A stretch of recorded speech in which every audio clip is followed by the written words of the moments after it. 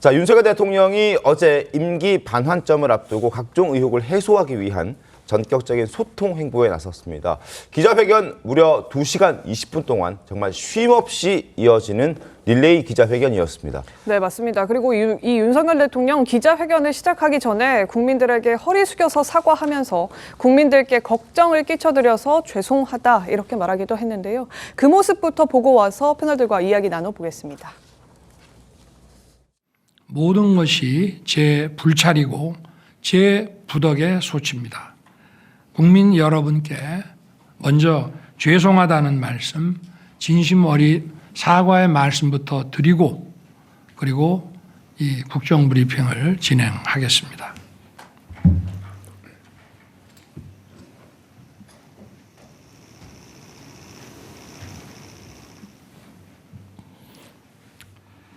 앞으로도 챙기고 또 살펴서 국민 여러분께 불편과 걱정을 드리는 일이 없도록 최선을 다하겠습니다. 역대 가장 긴 기자회견 2시간 20분 동안 진행됐습니다. 자, 윤석열 대통령 이 자리에서 여러 가지 얘기를 했는데 키워드별로 한번 살펴보겠습니다. 사과란 단어가 8번 등장했습니다.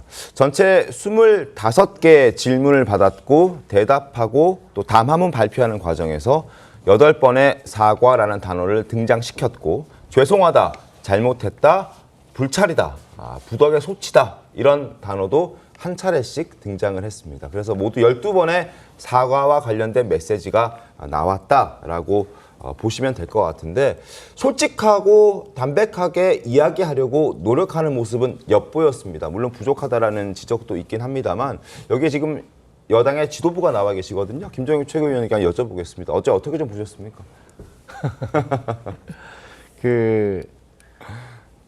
대통령이 긍정적인 측면은 네. 원래 11월 말에 담화를 하겠다 이렇게 얘기를 하셨잖아요. 예고를 했었었죠. 근데 그걸 이제 네. 확 당기셨어요. 그거는 그만큼 이제 지금 국정에 대한 국민적인 불안이라든가 불만이라든가 이런 것들이 심각하다라는 것들을 인정을 한 것이고. 네. 그리고 또 거기에 이제 한동훈 대표가 얘기했던 국정 쇄신을 위한 5가지 방안에 대해서 사실은 좀 추상적이긴 하지만 네. 거기에 대해서 일일이 답을 한 건 사실이에요.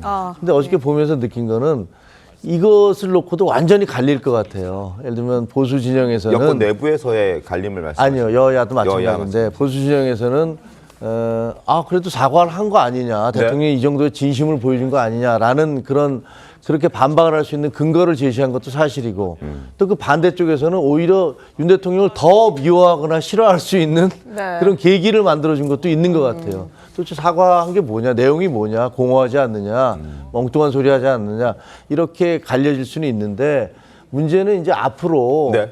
대통령께서 얘기하신 그런 부분들, 뭐 쇄신을 하고 여사 부분에 대한 언급도 하셨고, 그다음에 특별감찰관에 대해서도 말씀을 하셨기 때문에 이런 것들이 어떻게 구체화되느냐, 네. 그게 더 중요할 겁니다. 그래서 하나하나 구체화돼서 실천이 된다면 반대하는 그런 기류나 분위기가 좀 사라질 것이고, 네. 만약에 그게 제대로 되지 않으면 그러면 사과한 거 아니야? 라고 옹호하던 분들도 목소리가 좀 줄어들게 될 것이어서 네. 이제 남은 과제가 있는 거죠, 저희들한테. 알겠습니다. 야당께도 한번 물어봐야 될 것 같긴 한데 일단 휴대전화 윤석열 대통령과 그리고 김건희 여사 모두 다 교체하겠다라고 얘기를 했고요. 이번 순방에 김건희 여사 함께 가지 않겠다라는 메시지도 어제 기자회견 이후에 추가적으로 대통령실에서 알리기도 했었습니다. 야당 쪽에서는 이런 부분들까지 감안해서 어떻게 좀 평가하셨는데 박성민 최고위원 어떻게 보셨습니까? 저는 뭐 완벽하게 낙제점이었다 이런 생각을 했는데 완벽한 낙제점이었다? 네, 뭐 앞에 네. 이제 사과를 하긴 했습니다만 마지막에 이제 보시면 기억을 하실 텐데 기자들이 이제 자유질문을 하는 시간에 네. 네. 구체적으로 어떤 부분에 대해서 사과를 하신 것이냐, 국민들 입장에서는 어리둥절할 수 있을 것 같다 이런 지적을 하셨는데 거기에 대해서 뭐 하나하나 다 얘기하기는 어렵지 않겠느냐라고 하면서 구체적으로 밝히지 못하신 거기도 하거든요. 네. 그러니까 사과를 하긴 했으나 어찌됐든 사과를 했다. 그리고 심지어 중간에는 뭐 아내가 가서 사과를 많이 하고 오라고 했다. 이런 식의 이야기가 나오면서 대통령께서 지금 상황을 제대로 인식하고 계신 것이 맞느냐, 이 상황의 심각성부터, 그리고 어떤 사안에 대해서 구체적으로 해명이 나왔어야 되는 부분들이 있는데 그런 구체적인 해명은 저는 잘 보이지 않았던 것 같습니다. 뭐 예를 들면 이 윤 대통령과 명태균 씨 간의 관계에 대해서 구체적으로 해명을 제대로 못 들었던 것 같고, 김건희 여사와 명태균 씨의 관계에 대해서도 제대로 해명을 듣지 못했습니다. 네. 그리고 이번에 사실은 가장 충격적이었던 건 대통령이 육성이 공개됐는데 그 육성 가운데 공천 개입을 시사하는 네. 김영선에게 주라고 했다. 이런 부분이 나왔지 않습니까? 네. 근데 여기에 대해서 왜 그런 발언을 했는지, 그 경위는 무엇이었으며, 근데 이런 부분들에 대해서 얘기를 안 했어요. 그냥 당선 축하 전화를 받았다. 네. 이 정도로만 얘기를 했기 때문에 구체적으로 밝혀야 하고 제대로 사과해야 되는 부분들에 대해서는 오히려 두루뭉술했다. 이렇게 평가드릴 수 있겠습니다. 근데 뭐 어제 그 윤석열 대통령 얘기 보면은 인선 부분에 대해서는 본인이 전달하기도 했지만 이미 다 결론이 난 상태였다라는 얘기가 있었고요. 뭐 인재 영입에 본인이 전달은 했지만 그 이후 상황은 본인들이 하는 것이다. 이런 취지로 이제 뭐 아주 구체적으로 설명을 할 수 없겠다. 그러니까 그 당시의 상황은 정치적인 영역이기 때문에 구체적으로 다 밝힐 수는 없겠습니다만 이 정도는 이미 다 세팅돼 있던 상태에서 본인이 한마디 더 의견을 개진한 것이다. 이런 취지로 얘기를 했던 것 같거든요. 그거보다 좀 더 구체적이었어야 된다고 보시는 겁니까? 그러니까 저는 그 안에서도 좀 헷갈리는 게 예. 뭐 공천에 대해서 왈가왈부할 수 없었다, 공천 관련 얘기를 한 기억이 없다 이렇게 얘기를 하면서도 뭐 좋은 사람이 있으면 총선 때 인재 영입위에 뭐 추천을 하기도 했다, 그러니까 패스를 하기도 했다 이런 표현을 쓰셨어요. 네. 그러니까 이게 대통령께서 말씀하시는 거가 저는 그 안에서도 상충된다라고 느꼈거든요. 네. 그러니까 아예 어떤 인사에 대해서 얘기를 할 수 없다, 왈가왈부하지 않는다라고 이야기를 하시면서도 또 동시에 뭐 좋은 사람이 있으면 뭐 총선 때 넘기기도 했다 이런 이야기를 하시는 것 자체가 도대체 이 대통령의 스탠스가 무엇인지라는 좀 의문이 들었고. 알겠습니다. 네. 일단 그 지금 윤석열 대통령이 어제 한 얘기 중에서 아마 다 기억을 하실 것 같다는 생각도 드는데, 총선과 보궐선거는 일단 다르다라는 전제를 얘기했습니다. 총선 때는 인재 영입위원들이 꾸려져서 다양한 사람들을 물밑 접촉하고 이런저런 의견들을 구할 수 있지만 보궐선거는 이미 어느 정도 결정이 된 상태에서 움직인다. 그러니까 그 명태균 씨한테 이야기했던 그 부분, 통화를 하긴 했는데 그때 얘기했던 그 부분은 뭐 내가 김영선을 해줘라라고 얘기했다라는 게 방점이 있다기보다는 이런 의견을 전달했지만 이미 결정되어 있는 상태였기 때문에 나는 나에게 결정권이 있었다기보다는 결정되어 있는 상태에서 이미 내 손을 떠났다라는 그 부분을 좀 강조했던 것 같고, 그리고 거기에 대해서 어찌됐든 대통령이 신경을 써줬다는 그 부분에 있어서 명태균 씨가 고맙다라는 취지로 얘기했다라는 취지로 이제 윤석열 대통령이 얘기한 것으로 해석되는 경향도 있다라고 볼 수밖에 없거든요. 어떻습니까? 근데 어제 대통령이 이제 그걸 다 뭉뚱그려서 얘기하다 보니까 네. 마치 대통령 당선인이 그 당시 그런 얘기를 했다라고 들릴 수도 있어요. 그런데 네. 대통령의 전체 워딩을 다 살펴보면 나는 그런 적 없다예요. 전달한 적 없다. 근데 이제 이 전달했는지 갖고 여러 야당의 공세 또 사실관계 규명하자, 확인하자, 수사하자 이렇게 얘기를 하니까 네. 설사 전달했다 하더라도 그 당시 상황을 비춰볼 때 이것이 아마 인과관계가 없을 것이다. 그리고 이 전달한 행위 자체가 위법하지 않다라는 일반적인 설명을 곁들인 거기 때문에 사실은 본인이 전달했다는 전제로 해서 앞뒤가 안 맞는다라고 해석하는 것은 조금 맞지 않다라고 네. 보고, 그 당시 말씀 주신 것처럼 전략공천 지역으로 다 결정이 됐거든요. 제주도만 빼고. 네. 그리고 이준석 대표도 명태균 씨와 통화를 했다는 점을 인정하면서 그 당시에 명태균 씨가 김영선 의원을 어떻게 하면 공천받을 수 있냐라고 물어봤더니 월등한 여론조사 그 지지율이 나오면 된다라고 했단 말이죠. 그러니까 이런 여러 가지 관점에서 볼 때 대통령이 얘기하기 전에 이미 공천은 결정된 것 같고 9일날 통화했는데 10일날 공천 발표가 됐다는 점을 본다 하더라도 네. 저는 대통령의 그 인식이 맞다. 일단 이렇게 생각을 하고 있습니다. 알겠습니다. 그 사적 연락을 두고도 윤 대통령 얘기를 했는데 그 목소리 한번 듣고 이야기를 이어가겠습니다. 앞으로 부부싸움을 좀 많이 해야 될 것 같습니다. 조금이라도 누구한테 도움을 받으면은 인연을 딱 못 끊고 말 한마디라도 고맙다는 얘기를 해야 된다는 그런 거를 좀 가지고 있다 보니 이런 문제가 좀 생긴 것 같습니다. 이게 전부 제 책임입니다. 미리미리 그 전직 대통령 때의 그 프로토콜대로 싹 바꿨으면 되는데 국민들이 어쨌든 이런 거로 걱정하고 속상해하는 일이 없도록 하여튼 좀 조치를 하겠습니다. 네, 뭐 앞으로 부부싸움을 많이 해야겠다 이런 다소 인간적인 얘기도 했던 것 같고 표현도 썼던 것 같은데 네. 윤석열 대통령이 그러면서 대통령 취임 이후에 소통의 프로토콜을 지키지 않아서 문제가 됐다 이런 인정도 내놨습니다. 뭐 휴대전화 번호를 고쳐야 하겠다 이런 후속 조치도 알려지고 있는데 이런 조치들은 어떻다고 보십니까?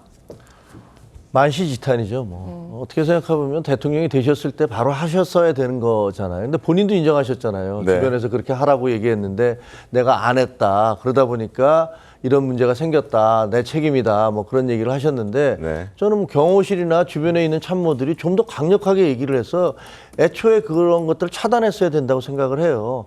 아니 뭐 대통령께서 옛날에 쓰던 핸드폰으로 만약에 이걸 계속 문자를 주고받고 부인께서 그걸 보고서 남편 대신에 거기다 문자를 입력을 한다?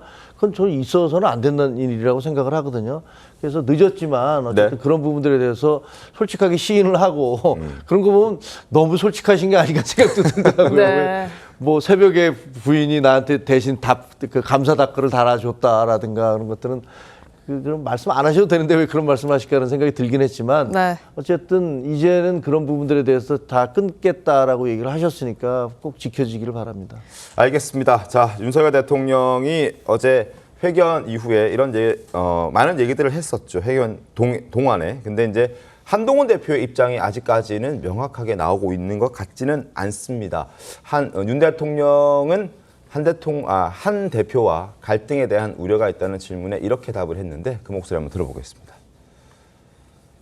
일을 열심히 같이 하다 보면은 관계가 좋아지지 않겠냐. 좋아질 것이다 생각합니다.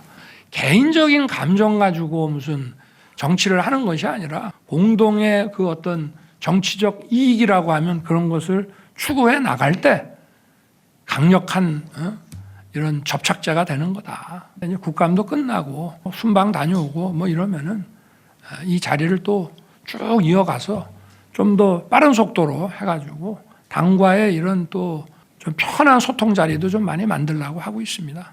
네. 언론도 좀 많이 도와주십시오. 일 열심히 하다 보면 좋아질 것이다라고 얘기를 했는데요. 윤기찬 변호사님 어떻게 좀 보셨습니까?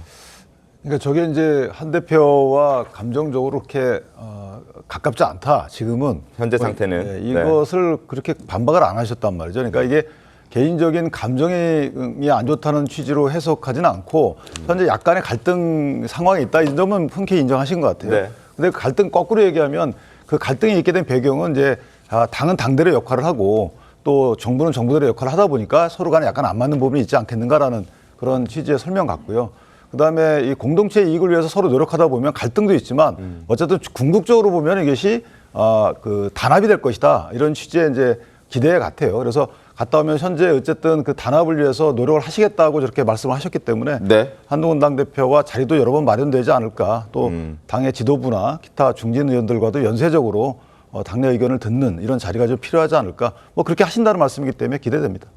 한 대표의 입장도 궁금하긴 하죠. 예. 네, 왜냐면 어제 유일하게 지금 입장 발표를 안 했기 때문에 한동훈 대표 어떤 그 기자회견 어떻게 봤는지 이후에 좀 소통을 해보셨습니까? 해보셨군요. 아니 뭐 어쨌든 입장에 대해서 뭐 입장을 내시긴 내실 거예요. 네. 지난번처럼 뭐 저 다음 주에 최고회의가 있을 때까지 뭐 기다린다든가 그런 건 아닐 것 같고요. 네. 아까 말씀드렸던 대로 이번 회견에서는 긍정적인 측면과 아쉬운 부분이 좀 있잖아요. 그 저희가 대통령의 무슨 담화에 대해서 평가하는 것 자체는 뭐 적절치는 않아 보이고 네. 거기서 나온 어떤 여러 가지 안들, 예를 들면 특감 같은 경우는 이거 북한 인권대사하고 연결시키지 않겠다라는 걸 또 끝나자마자 또 어떤 언론에서 보도를 했어요. 네. 그리고 또 여사가 이번에 그 에이펙 순방을 갈 때 가지 않는다라는 것도 또 뭐 네, 네. 보도가 나오고 네. 이런 걸로 봐서는 제가 보기에는 대통령께서는 그리고 대통령실에서는 이 사태를 굉장히 엄중하게 받아들이고 있고 위기의식이 있는 건 맞는 것 같아요. 왜냐하면 끝나자마자 친윤이라는 분들이 실명으로 막 그 이전에는 사실 실명 보도하지 말아줘 이랬는데 어제는 다 실명으로 써도 된다라고 기자들한테 얘기했다는 거예요. 네. 그리고 추경호 원내대표도 바로 기자회견을 하셨고 그러면서 진솔했다, 뭐 솔직하고 인간적이었다라는 부분을 이렇게 부각시키면서 전면전에 나서신 거 보면 대통령실과 그